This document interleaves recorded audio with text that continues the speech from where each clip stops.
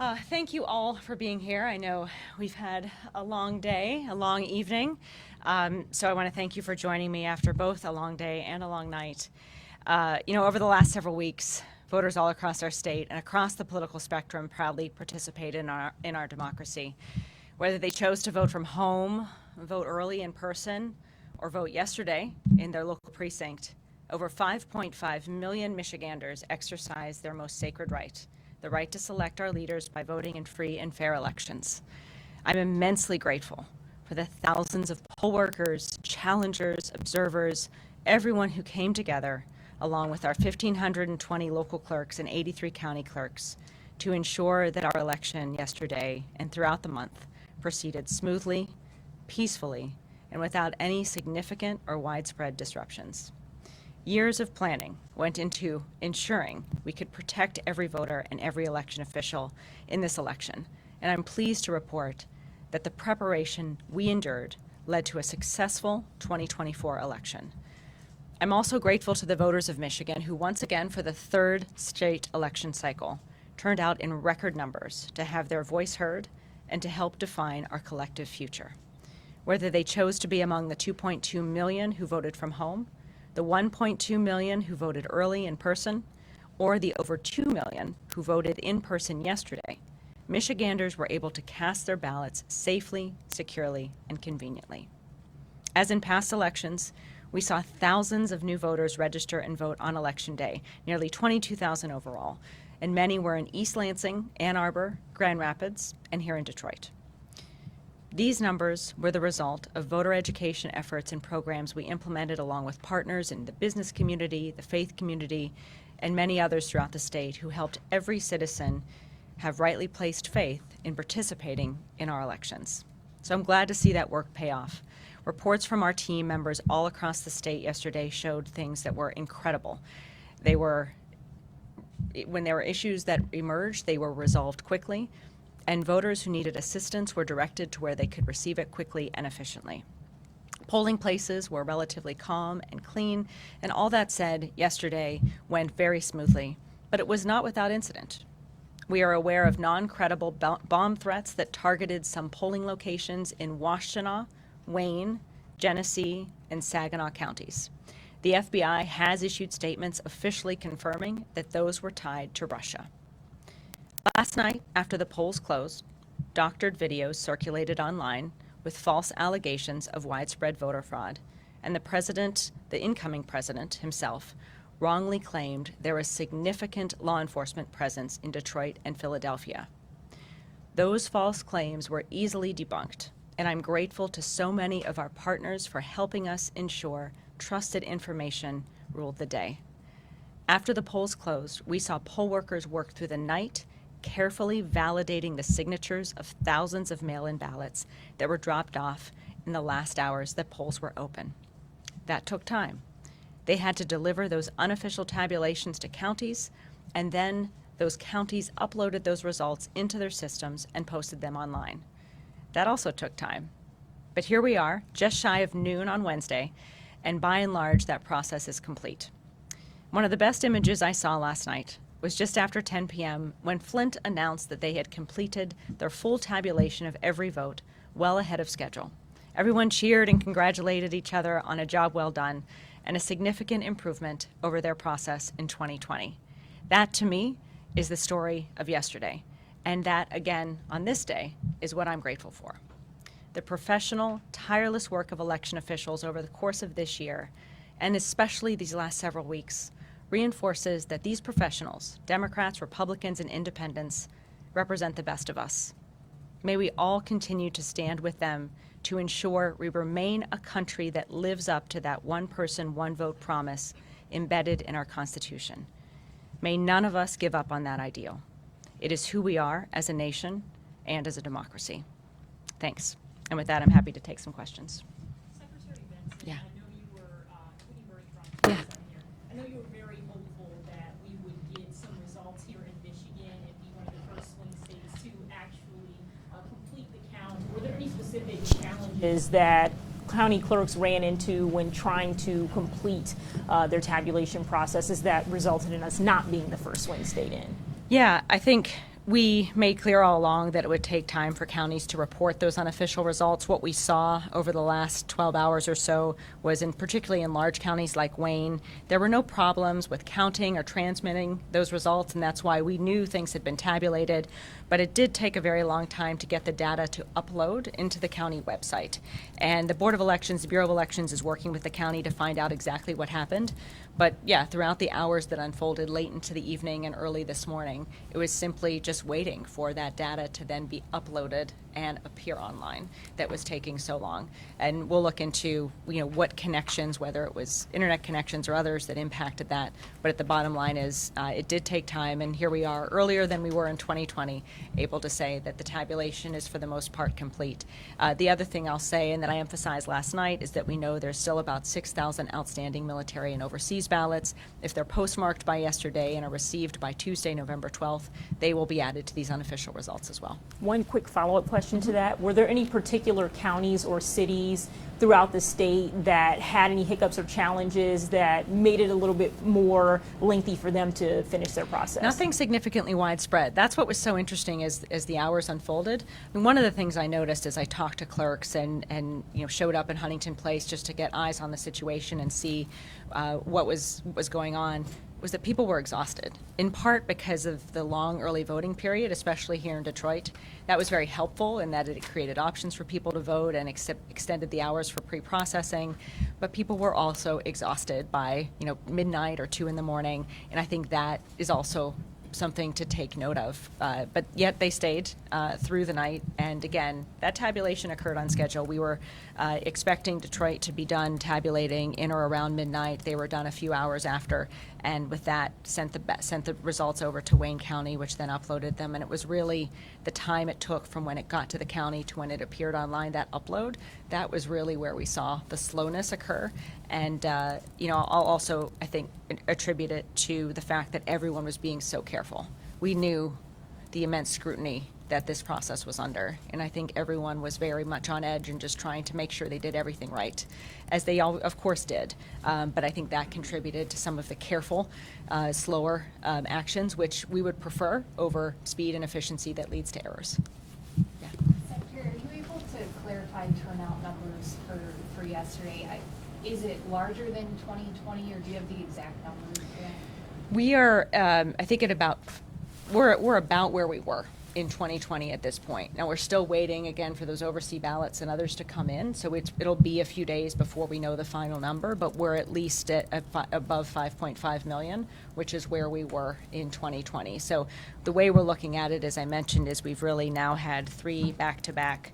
This was our 3rd straight election cycle where voters turned out in record numbers, and that's what we're seeing as a victory. If turnout had dipped significantly under that 5.5, I think that would have been a cause for concern, perhaps, but that's not what we saw. We were essentially about where we were at 2020, give or take a few thousand, and we'll figure those specifics out in the days ahead.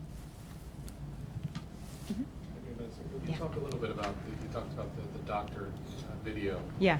How you knew it was doctor, and how you processed that, and then how you ultimately responded to it. And then second part, somewhat related, former president comes up with that to his social post. What do you think he was trying to do, and then how you sort of processed that and then responded to it? Yeah, to the latter point, the former president saying there was a significant law enforcement present in Detroit and Philadelphia. I was grateful that DPD quickly debunked that, as well as our office, and said quite clearly that everything was calm and smooth, and to the extent that law enforcement were showing up as partners, it was simply that. There was no indication of anything arising. The second, with regards to the video, I learned of quickly or shortly after midnight. One view of the video was very clearly wasn't recorded in Detroit. I think anyone who actually lives in Detroit would recognize that it wasn't, was clearly not an accurate portrayal of reality. And I think that enabled us to work with the media to quickly debunk it. What both of those things said to me, though, however, is that I imagine, I don't have any data to suggest it, but I worry and imagine that there was much more planned to drop, potentially, to kind of create confusion and chaos in the hours following the election in an effort to potentially lay seeds to challenge results in the future. And we, of course, didn't see that play out, but the way in which and the timing in which both of those things occurred seemed more aligned with what we had seen in 2020, which were seeds beginning to be planted to potentially allow for or lead to challenging of results, or at the very least, false rumors to be spread, creating anger about the results. If those who were behind the video wanted to fan those flames anymore. And on the Yeah. bomb threats, can you elaborate on the Russian connection you cited? Yeah, I think much like my colleague in Georgia, in the state of Georgia mentioned yesterday, we received similar bomb threats in the counties that I mentioned. They were quickly addressed. Law enforcement visited the locations, confirmed that they were essentially considered a swatting incident. No voters were blocked from voting, which was in the midst of it our biggest concern, as well as making sure that they were not credible threats. And then the FBI confirmed later that the source of the threat, I believe it was an email, but the source of the threat came from a Russian IP address. Yeah. Yesterday, you frequently said that a lot of signs pointed to high turnout in this election statewide, but Detroit, it lagged behind. It looks like it'll be lower than 2020, 2016 even. Do you have any kind of take on why turnout in Detroit ended up being not only low, but much lower than projections even in the weeks leading up to the election? Yeah, we'll see how the final numbers lay out. What we were watching were the statewide numbers across the board, and seeing them be basically on par with our highest turnout election in history makes me really proud and shows that, in fact, turnout was through the roof. It's easy to remember years before 2020 when turnout was typically under 5 million. We crossed 5 million once in 2008 and then blew past that in 2020 to 5.5. And so our hope was that we would meet or exceed 5.5. We did that, and that I consider a success. As far as individual geographical breakdowns, we're going to be looking into those numbers once things become more clear and finalized. I think, and I did see all around the city a lot of people voting throughout the process. I think the Detroit City Clerk estimated turnout was at about 51%, which is below the state average, but not alarmingly so. But we'll look into all those numbers, I think, in the days ahead as we get through the canvassing process, and then can assess or prognosticate how to address any dips in turnout in particular localities in the months and years ahead. Secretary, you mentioned the 6,000 military and overseas ballots that are Yeah. still outstanding. Just because so many of these races remain so close, do you have a sense of how many other ballots might have been cast that are not currently being reported and where those might be? No, you mean ballots that were sent out and not returned on time? No. Are there any other results beyond those 6,000 votes that were cast but have not currently been reported? And if so, do you know how many? Not that I'm aware of. The last update I received, there were still some communities in Wayne. I believe those have been reported, and still some communities in Kalamazoo County. I believe those have mostly been reported. So it's primarily those 6,000. But I haven't. There's multiple different locations of things being reported, and so it's hard to track all of them and know who's talking about what. But in terms of our qualified voter file, a lot of that stuff is still being uploaded and hasn't yet been posted on our website. All of that will play out in the days ahead. But certainly for close races that exist, the biggest and most significant, I would estimate, outstanding chunk of votes is coming from those overseas ballots. And I'll mention, it's not a guarantee that all 6,000 will return by Tuesday, but we all should be, and we will be monitoring that so that we can ensure any updates are made to results to reflect those incoming ballots. Yeah. I just wanted to revisit numbers briefly. My notes are correct from Monday when you spoke. 2 million absentee, 1.2 million early. So does that leave 2.3 million yesterday? We got to up about, I believe, 2.2 million mailed in ballots because a lot came in yesterday. And so that's why you saw the number increase since Monday. And so we were at 2.2 in the mail-in ballots, 1.2 in the early in-person votes, and then another 2 and change. We're still seeing that number. We have at least 2 million who voted yesterday, and that gets us to about 2.5. I'm sorry, 5.5. A couple quick ones, if I can, on the threats, the bogus threats. Were they targeting urban areas, minority voters here and outstate? I mean, Washtenaw, Genesee, Saginaw, and Wayne were the 4 counties where we saw those threats. So you could make your judgments about the turnout and demographics of those 4 counties, but that's where we saw the threats land.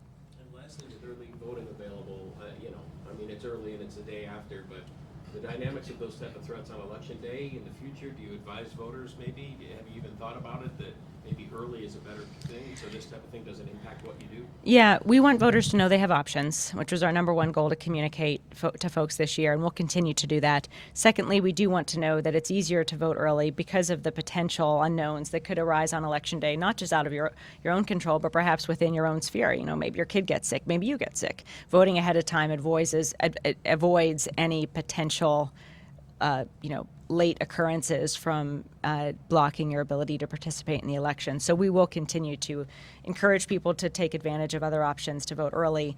And I was grateful that so many did this year, over almost 3.5 million, which frankly was just at the number we were at in 2020, which was 3.3 voted early, even in the midst of a pandemic. So all that to say is we'll continue with the same encouragement, but our job again is to just make sure people know their options and that they can choose the one that's best for them. Secretary, Yeah. do you have any recommendations as to what could be done to speed along the counting process? Because Yeah. a lot of other states did finish before us. Mhm. Detroit was predicting it would finish a lot earlier than Yeah. it actually did. Mm-hmm. What needs to change in Michigan's system to speed along? I would say additional resources were the biggest piece. More people, more machines, that would make the biggest difference. But having, being there in Huntington Place last night and talking with folks as they were waiting for ballots to come from the Detroit Board of Elections to the tabulation center for tabulation, a lot of the delay was just in the meticulous focus on pre-processing every ballot before sending it to be tabulated, checking those signatures, seeing if any need to be cured. Things like that took a lot longer than I think a lot of the workers and leaders in Detroit anticipated. And that was really the first slow gap. And then if you had twice as many people and more resources from the state, that would speed that process up quite significantly. And that is, frankly, in 2020, what we were able to do to actually beat expectations in terms of timing. We had a lot more people and a lot more machines and a lot more resources than had anticipated going into that election, and that helped. So that's the biggest thing. I think that we'll talk with the clerks in the weeks ahead as well to get their insights as to what more, and we'll look into what exactly caused the uploading issue in Wayne County. But in those waiting hours when everything was done being tabulated, with the exception of a few locations in Dearborn, Livonia, Inkster, and parts of Detroit, which were the last ones to come in for Wayne, it really was just kind of looking at our watches and waiting for things to go from being accepted by the county to then being posted on the website, and that just took a long time. Perhaps with more staff and resources, that can speed up that process too. I don't know what the latest totals are on the Senate race, but could those military and overseas ballots have a big impact? We'll see. I mean, that's with the process we're in now, and we've always said, particularly in close races, in close statewide races, a lot of those remaining factors could impact it. And so we'll just report things as we know them, I think, at this point, and focus on tabulating all the valid votes and then getting them posted online as they're available. And are those processed or treated any differently, or do they just get processed as they come in? They come in just as if they were any other overseas or military ballot. They've just, as long as they're postmarked by Tuesday, November 5th, they will count. So could some of these 6,000 already be counted? My understanding is that they are still outstanding and have not yet been received at all. And so we may get daily updates there from clerks. They're also that's the number statewide. So you may have an instance where 2 come to one community, 10 come to another, and it may not be instantaneously that we even know or that information's uploaded into the voter file, which is when we learn of it. And so we'll keep tabs on that. I just want folks to know that that's a number that's still outstanding, and they will count if they come in by Tuesday. The deadline is next Tuesday. Correct, November 12th. Secretary, there were some reports online last night that there was an election worker delivering ballots, got into a car accident in Detroit. Can you confirm if there's any validity to that and give us any information about what happened there? Yeah, there is validity to that. There was a vehicle transporting ballots that was involved in a crash in Detroit.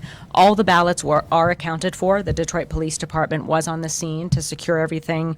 And, to the extent that there may be more circulating online or videos or allegations, they're more likely to be misinformation. This was something that occurred. It didn't impact any ballots or any valid votes. And we're continuing to monitor the chatter around that and other things to be able to debunk things as they arise.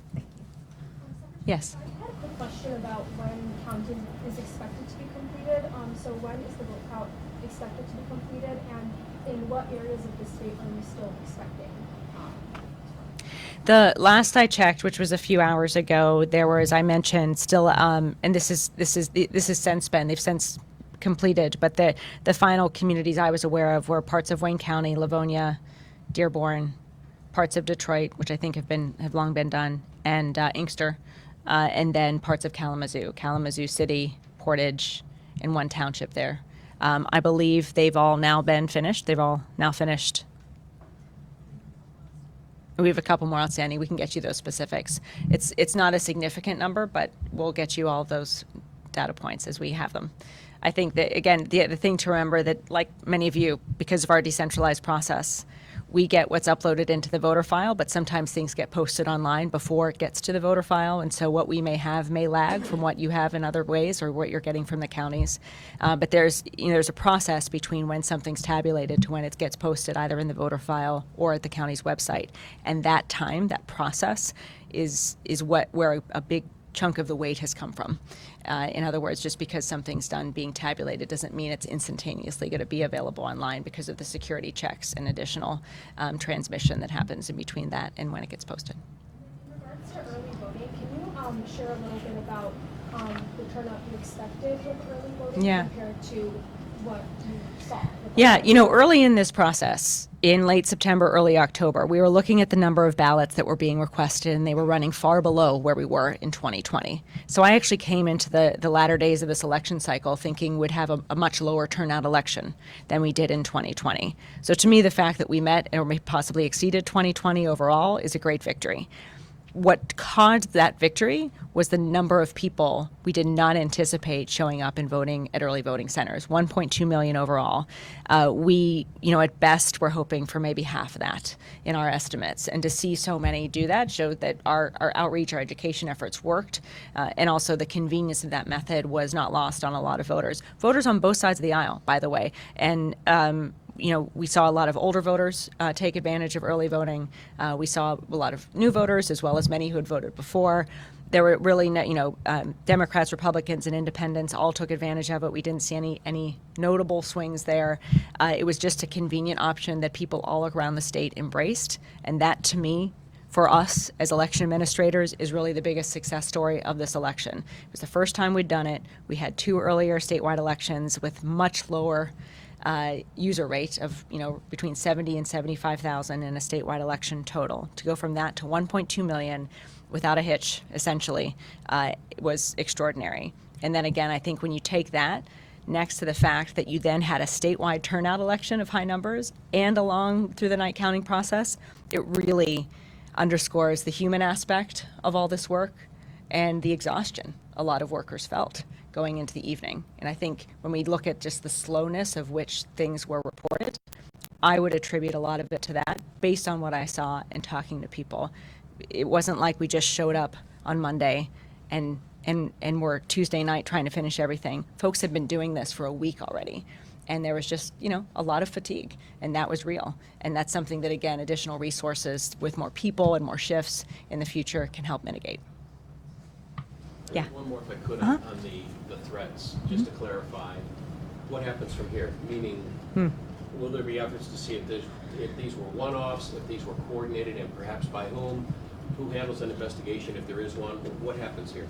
Yeah, that we're working with state, federal, and local law enforcement on the variety of threats, the FBI in particular on the bomb threats. So we'll see what accountability happens. I think in our view on a number of things, accountability is going to be key moving forward on a number of issues to ensure that we don't enter an era or continue to be in an era where people spread lies when they're upset about election results or procedures. We should all be able to agree on the rules of the game and then try to win the game based on those rules, as opposed to spreading misinformation to confuse people about the game or about the rules or about the voting process. So that's my focus over the next few months, and really making sure we can continue to protect democracy in that regard and protect truth in the system. But that said, we'll be working with law enforcement to seek the legal accountability that may be necessary for this and any other efforts to deceive our voters. Yeah. With the Senate race so close, Yeah. can you just talk about kind of the rules for recount? what would trigger an automatic recount? Just Yeah, procedures. the closeness of the race would trigger an automatic recount, and of course, that would also be up to the candidates themselves beyond that. We're going to see as things unfold. Nothing's been triggered yet in that, or no recount has been triggered yet in that or any other race, and there have been no requests for recounts that we've received. But again, it's early on Wednesday, so we'll see how that unfolds. Is it 2,000 votes that would trigger it? Is it 2.5%, right? I'm sorry? 0.5%. 0.5% for a statewide? would trigger Or this, for any? the statewide Okay. recount. So we're still monitoring that, and we'll certainly announce anything that's determined in terms of an automatic recount if and when we reach that. But I don't see that just yet. Yeah. Well, you had your hand up. Sorry. Go ahead.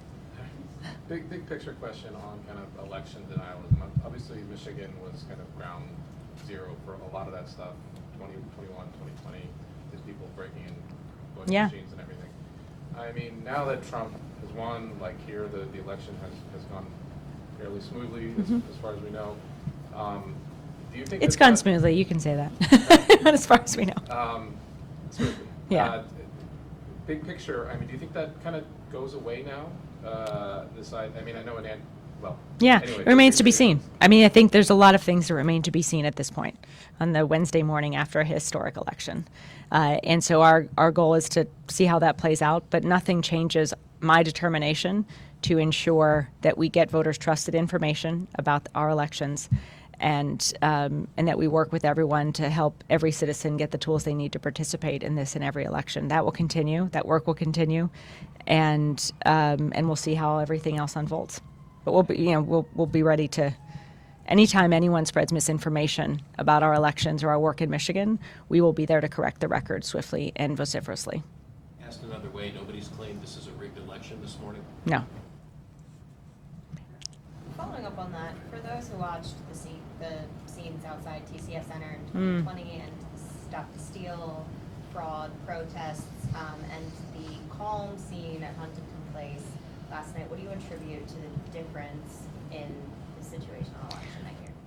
I think it was two things that I observed. One, there was a lot more space, both physical space in Huntington Place. It was twice the space they had to complete the process, and then there was a lot more space in terms of time, which spread out the process. There was not scrambling to count, tens of thousands of ballots late into the day and all of the rest. And that, I think, led to a calmer, smoother evening into the morning. And the other thing, though, I saw, and I visited Huntington Place throughout the pre-processing period as well last week, was there were observers, there were challengers, and everyone followed the rules. And it was a very, respectful process. People asked questions when they had them. People answered those questions when they could. And that's how it's supposed to work. So that gave me a lot of hope and optimism going into today, even as I traveled around to precincts in Hamtramck, in Detroit and Southfield yesterday, and spoke with observers and challengers about their concerns or what they were seeing. They all affirmed that everything was going well and it was secure. And that's great. So I think, a combination of all those things, but certainly the time and the space in Detroit in particular, led to a smoother, calmer process.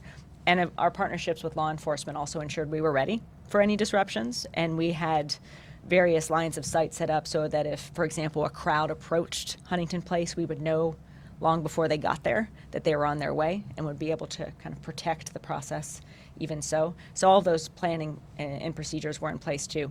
And I think the bottom line was preparation, and that additional space really helped us ensure smoothness in that particular location. Secretary Benson, Yeah. A Democrat who's run twice statewide. 3 times. 3 times, yeah. Looking at the national results, as a Democrat, what lessons does the party have to take away from what happened yesterday? Well, when I look in Michigan, what I see is a lot of women winning their races, and that was really encouraging. Certainly seeing Hillary Scholten, Kristen McDonald-Rivet, the two of the women running for the Michigan Supreme Court. And so I think we also saw a lot of women voting in this election that played out in various different ways. So we'll see. I think there's going to be a lot of conversations in the days ahead about next steps and what comes next. But I see Michigan voters at this point, showing they're very engaged and enthusiastic, and perhaps have different opinions about the type of leadership they want to see. But we do see women continuing to win elections here in the state. And we also see, the issue of economics and who's going to save someone money being top of mind for many Michiganders of all backgrounds. And we'll see. I mean, again, it's so early in the process, it's hard to say. But as I've personally reflected on things, and talked with folks, people are very concerned about their pocketbook and wanting to make sure that living in Michigan, raising a family in Michigan, that the costs de-escalate, not escalate. And I think you saw some voters of all financial backgrounds react to that. A lot of first-time voters as well. We saw show up and talk to people about how they were showing up because they wanted to see a tax break. They wanted to see cuts to what they saw as expenses that had increased over the last few years. So the economic policies and issues were top of mind for many citizens. We also talked to many who were concerned about the future of their democracy and showing up with their kids, in many cases, to show that participation in our democracy is critical for all of us. And that held true across political spectrum, which for me was great to see. And so my hope as well is that we'll continue to see high turnout elections in this state, that we've turned a corner over the last 3 years, and this will be a new tradition to vote early, to vote in large numbers, to bring your kids with you to vote, and to ensure protecting democracy remains a priority for all of us. What's your reaction to President Trump going back to Washington? Are you concerned? We'll see. Again, it's so early to really make those prognostications, I guess you could say, but I can tell you I'll have a lot more to say on that in the future.